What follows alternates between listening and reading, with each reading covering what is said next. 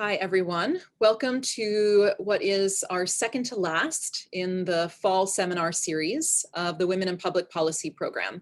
The Women in Public Policy program equips leaders and changemakers with rigorous evidence-based strategies to advance women and gender equity. My name is Dara Cohen, and I am Ford Foundation Associate Professor of Public Policy here at the Harvard Kennedy School, and I have the honor of leading the seminar series this semester. The series this fall has been entirely devoted to issues of gender, sex, and war, and we have an amazing slate of a dozen speakers who are joining us virtually from all around the world. Before I introduce our speaker for today, I just wanted to express our gratitude for the generous support provided by Carol Hamilton, Women's Leadership Board member, who has made today's programming possible. The Carol Hamilton Gender and Conflict Fund supports a new community here at the Harvard Kennedy School among scholars of gender, conflict, and sexual violence. Today, we have the honor of welcoming Professor Orna Sasson-Levy, who will be presenting a talk titled Opportunities and Backlash, Reforms in Women's Military Service in Israel. Professor Sasson-Levy is a professor at the Department of Sociology and Anthropology, as well as professor in the program of Gender Studies at Bar-Ilan University in Israel. And that's where she's joining us from today. So thank you. I know it's later in the day where you are, Professor Sasson-Levy, so we appreciate very much your time. Her main research focuses on the field of gender and militarism. She has a host of pioneering work in this field that has explored, among other topics, the construction of masculine identities in different military roles, the ambivalent positioning of women in military organizations, and the meaning of military service in women's life stories. In this field, Sasson-Levy has published many articles in refereed journals such as Gender and Society, the Sociological Quarterly, Signs, and the British Journal of Sociology, and is the author of two books, Identities in Uniform, Masculinities and Femininities in the Israeli Military, and Women, Soldiers, and Citizenship in Israel, Gendered Encounters with the State. She's also the co-editor of two more books, both in Hebrew. In addition, she just shared with us that she was nominated as the President's Advisor on Gender Equity. Maybe you can share a little bit more about that new position, Professor Sasson-Levy, when you give us your talk in just a few minutes. Before I turn the floor over to Professor Sasson-Levy, I wanted also to welcome WAP's podcast community, which has downloaded our seminars over 59,000 times. We're so pleased to have a lasting and broad-reaching impact beyond those who are able to join our virtual seminar today. The plan for today, as usual, is that our speaker will present for 30 minutes, and then we'll have about 10 minutes for questions from the virtual audience. As usual, we ask that audience members hold questions until the end of the talk. Those who have a question will have the opportunity to be unmuted, and then you can ask your question to Professor Sasson-Levy out loud. We do ask that any audience questions are very brief and are on topic and are posed in the form of a question. Finally, my colleague Katie Omberg will be managing, as always expertly, the Q&A portion of the seminar. And with that, I'll turn it over to Professor Sasson-Levy. Thank you again so much for joining us today. Thank you for inviting me and for having me today. And I will just have my presentation ready. Can you see it? Yes. Okay. So my talk today is about gender reforms in the military, of which the most obvious one is opening combat roles to women. In particular, I will examine the reforms in the Israeli military and ask, what is the meaning of these reforms? What are their effects on women from different intersectional groups? How should we analyze the experience of women in the post-reform military? And most importantly, who gains and who loses from these reforms? As you can guess, my answers will not be simple. Rather, I will argue that gendered reforms in the military have a dual effect. On the one hand, they broaden opportunities for women. At the same time, however, they result in a backlash that threatens these hard-won achievements and women's equality in the military and in society in general. I will open with a short description of women's military service in Israel. The military is a crucial site for gendered analysis, as Professor Cynthia Enlow taught us 30 years ago. as it is the institution most closely identified with the state, both in its ideology and its practices. This is especially true in militaristic societies, such as Israel, where military service is perceived as the expression of the individual's commitment to the state, and thus it delineates the boundaries of the political collective. In this context, the masculine warrior who is willing to sacrifice himself for the good of the country embodies the definition of the good citizen, and thus creates a very tight link between military, masculinity, and nation. Israel is unique in conscripting both men and women since its establishment in 1948. The picture, I think, is from the early 70s. So it's already 50 years ago. While this could signify the construction of egalitarian citizenship, in practice, the decision to draft women did not change gender power relations in the military. It was, and still is, a hyper-masculine institution where gender is a formal and overt organizing principle. Unlike men, women are easily exempt from service on grounds of marriage, pregnancy, or religiosity. Thus, Israeli law grants priority to women's perceived domestic roles over their civic obligations. Women also serve 24 months as opposed to 32 months for men. As a result of these two factors, easy exemptions and shorter service, women comprise only about 34% of the regular army. For many years, most women in the military have served in so-called feminine roles, such as secretaries or education NCOs. This limited, of course, the range of roles to which women could be assigned and constitute a definite barrier to women's advancement in the military. A significant change, however, in the military gender regime was introduced in November 1995. We just celebrated the 25th anniversary, when the Israeli High Court of Justice ruled in a landmark decision that the military had to enroll qualified women in the prestigious Air Force Academy. This ruling set the course for additional gender reforms. The military opened up additional roles to women in border police, anti-aircraft batteries, artillery, light infantry, and the Navy. The Women's Corps was dismantled in 2000, and many training courses, including basic training, but also officers training, became gender integrated. Since the year 2000, 4 semi-infantry gender mixed battalions were established. Most of them are engaged in securing the peaceful borders of Jordan and Egypt. Despite these reforms, the military did not become a gender egalitarian structure.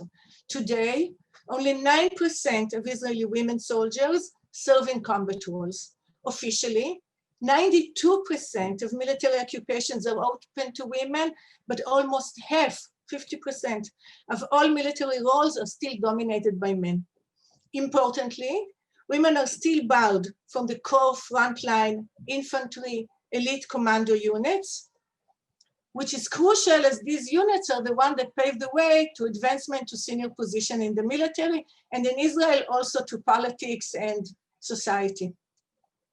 The enduring exclusion is also evident in the fact that the brass ceiling for women is located 5 ranks below the top military rank. In 2019, for example, women comprised 17% of lieutenant colonels, 8% of all colonels, and only 4 women were brigadier generals. It's also important to note that the gender reforms, while denting the brass ceiling for women as a whole, have intensified ethno-class differences among women. While middle-class women now, today, often serve in significant intelligence, instruction, or combat roles, lower-class women tend to serve as secretaries, military police, or logistic duties. I will get back to this point later. Moreover, although women have not achieved full equality in the military, the process of gender integration encountered, and still does, vehement opposition, mainly from religious groups. Rabbis and religious political leaders claim that men who serve together with women cannot observe Jewish modesty. And thus, they called to bar women from field units altogether. To accommodate their needs, the military set up a proper integration committee, just note the name, proper integration, in 2002, which decided to permit male religious soldiers to serve in gender-segregated, men-only units, and also set standards regarding women's dress with the purpose of protecting the modesty of both religious men and women soldiers. What you see in the picture is the former chief of staff, here this one, the former chief of staff, Gadi Eisenkot, and the former chief rabbi of the military. And on the lower picture, you see soldiers who are not preserving their modesty, I would say. I'm shocked that the military allowed this picture to be out. Nevertheless, the religious establishment remained dissatisfied with the new decisions, and the rabbis protested that the military imposes secular values on religious soldiers by having them serve alongside women, or, for example, hear lectures about acceptance of LGBT soldiers. In 2017, following many other such committees, the chief of staff, this one, once again issued orders exempting religious soldiers from joint activities with women, including guard duty, navigation, and training. Once again, the order affirmed the principle that joint service was subject to Jewish religious law in its most strict interpretation. What this meant in practice was privileging religious male soldiers' sensitivities over women's rights to equality.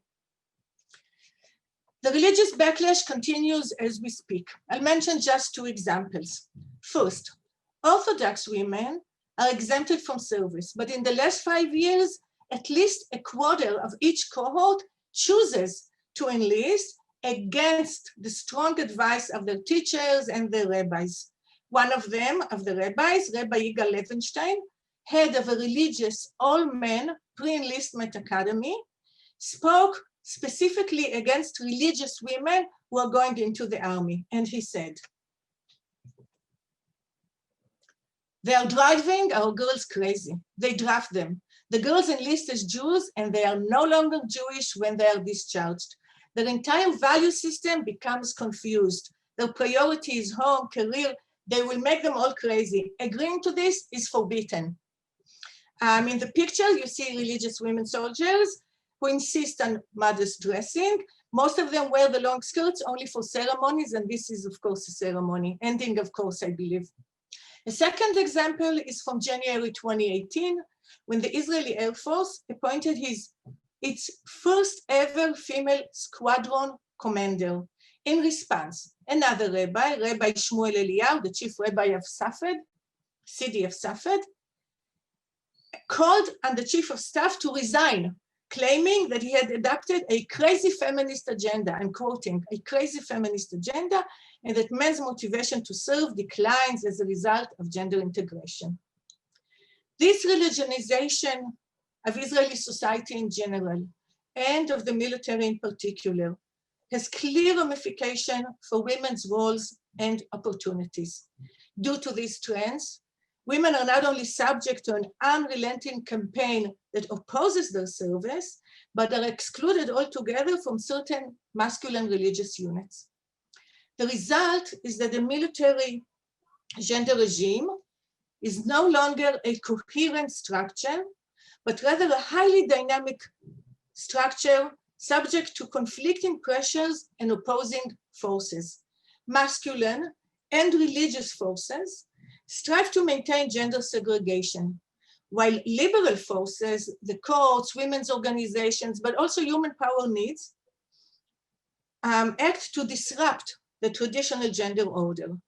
This produces a multifaceted military map of women's integration and assorted degrees of gender equality and inequality in various military arenas. The women on the top, as you can see, probably serve as secretaries, often chosen by their looks, but on the bottom are the 4 women that graduated from the 10 Commanders course with the chief commander of the Armored Corps, this guy. In this heterogeneous, if not chaotic structure, we can no longer employ the old dichotomist feminist perceptions. We must discard both the liberal feminist concept of the military as empowering women, but also the radical conception of the military as always oppressive of women. Both are too simplistic. Instead, how then can we understand and analyze women's military experience? In 2018, I published a book with my co-author, Professor Orna Sasson-Levy, where we employed an intersectional perspective to explore the complex map of women's various military experiences. The study was based on more than 120 interviews with Israeli women veterans about a decade after their discharge, to analyze the experiences of women from different ethno-social groups who served in various military roles. We suggest three interrelated concepts: multi-level contracts, contrasting gendered experiences, and disacknowledging violence. I will describe each one of them briefly, and then I want to apply them to study the experience of women in these new combat roles. I'll start with multi-level contract. Soldiers enlist keeping in mind an informal contract with the state. This contract reflects formal duties and rights, but also informal expectations and obligations. And it takes on different meanings in different intersectional contexts. We argue that the soldiers' interpretation of their military service is shaped first by the nature of their informal contract with the military, and second, by the question, was this contract honored or violated? And I will give just a short example. We found that women who served as secretaries presented two contradictory narratives of their military service. Lower class women described their service as an enriching and empowering experience. This very positive interpretation emerged from their informal contract, which stressed military service as a venue for respectability, which, according to Beverly Skaggs, the English sociologist, British sociologist, connects personal with national identity. In contrast, middle-class women enlist in the military with a sense of entitlement to self-fulfillment and to gender equality. They expect to serve in prestigious roles which would advance their social status and showcase their skills.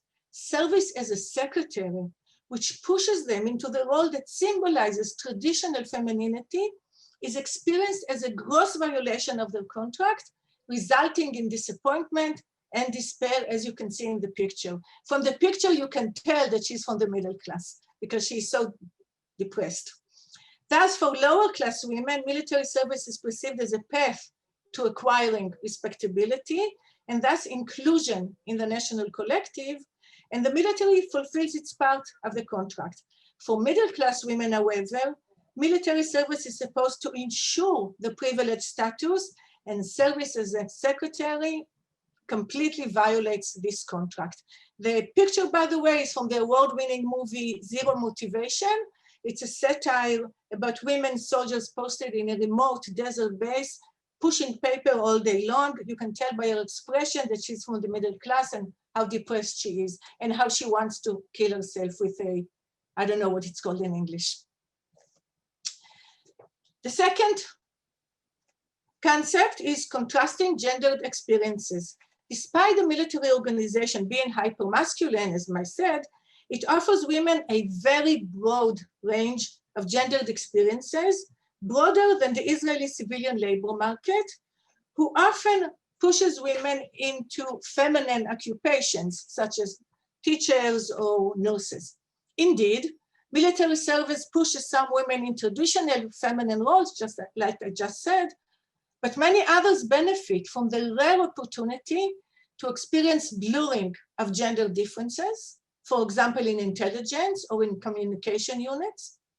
And a growing number of women even get to cross gender boundaries by serving as combat instructors or as combatants themselves. These various roles create very different gendered experiences from the point of view of body, sexuality, and emotions. Through embodied experiences, women learn their positionality in the army. They learn the boundaries of the use of their body, which emotions are permitted and which ones must be concealed, what is the right commanding model, how to respond to sexual harassment, and more.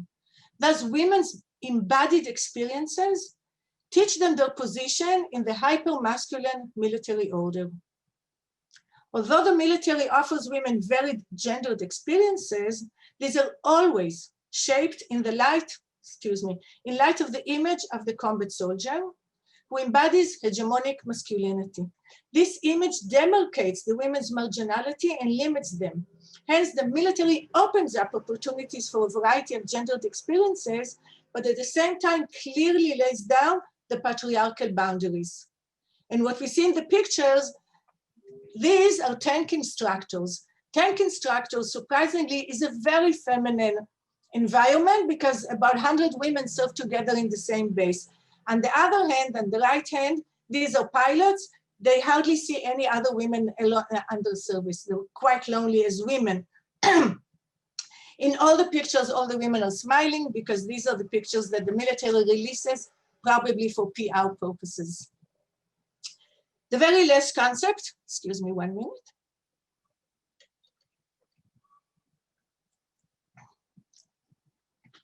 The last concept is this acknowledging violence. How do women soldiers acknowledge, discuss, or deny militarized violence? The military, by definition, is the institution authorized to use violence on behalf of the state. It is saturated with violence, whether directed externally or internally in the form of sexual harassment of women or hazing of men. Consequently, soldiers are always both agents and victims of state violence.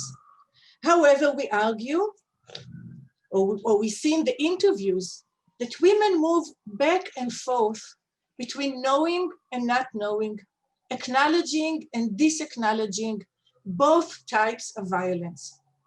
Since the military is violent by definition, we were surprised that most of our interviewees did not discuss the violence of war and occupation. Rather, we heard a thunderous silence about violence, so much so that it seemed as if they're discussing a civilian workplace. I will get back to this point later.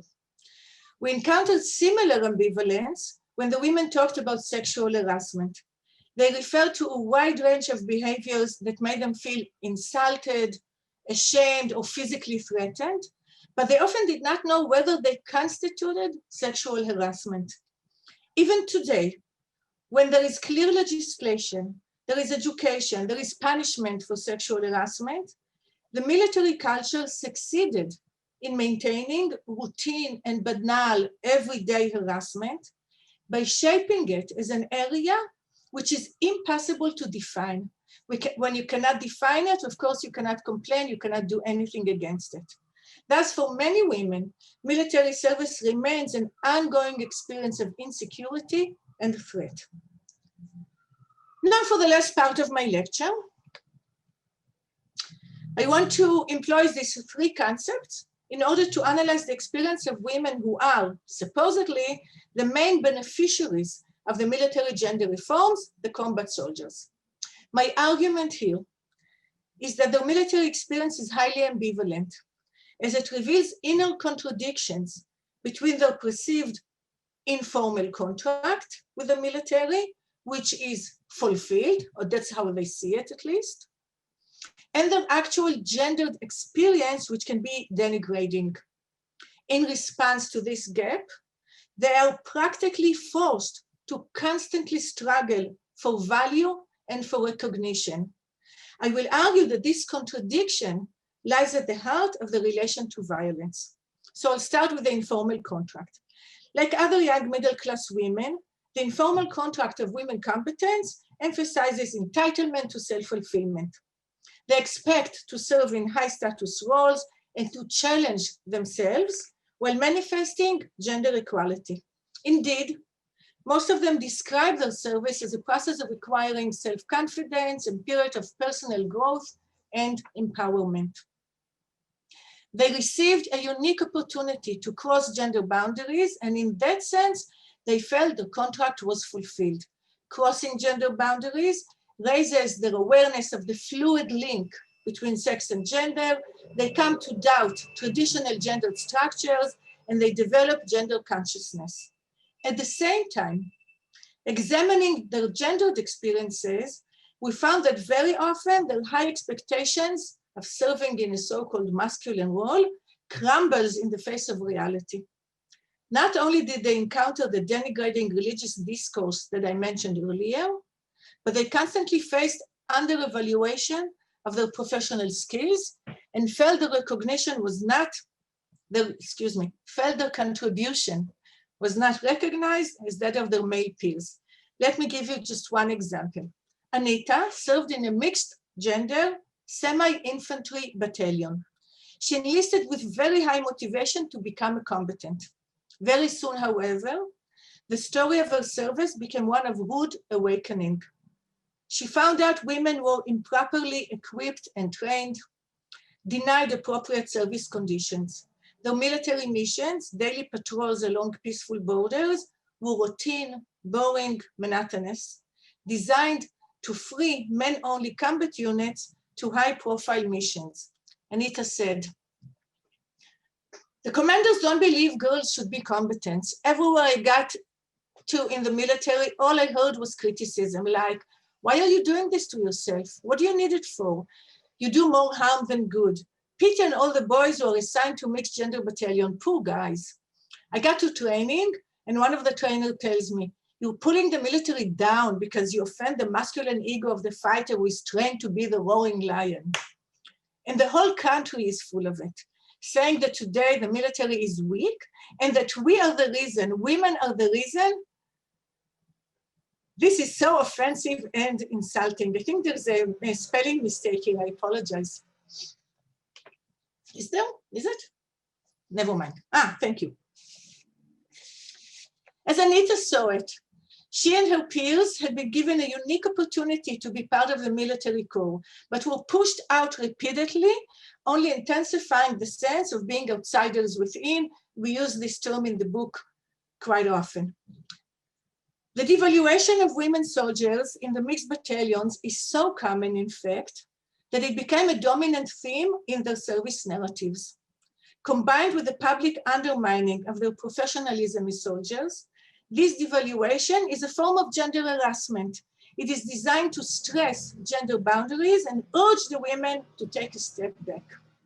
This widespread resistance forces women soldiers to prove again and again that they are equal to men, not only as professionals in the military, but also as agents of violence. They need not only look like men and perform like men, but also they have to show courage, strength, self-possession, and toughness, all considered necessary to complete the military test. As one of them said, "We invest the most because we have something to prove and they don't, because everyone already believes that they are warriors, because they are men." This need to prove they deserve to be evaluated professionally, like any other fighting soldiers, brings about a surprisingly uncritical attitude to military violence. The combatant ethos views participating in violence as the epitome of the service experience, as the full realization of military training and civic contribution. Thus, for the women combatants, identified with the warrior ethos is the main path for proving gender equality. Consequently, these women hardly ever acknowledge, let alone criticize, militarized violence. They do not feel they have the social legitimacy to critique the military's violence and to undermine the institution that bestows upon them seemingly the opportunity to be equal to men.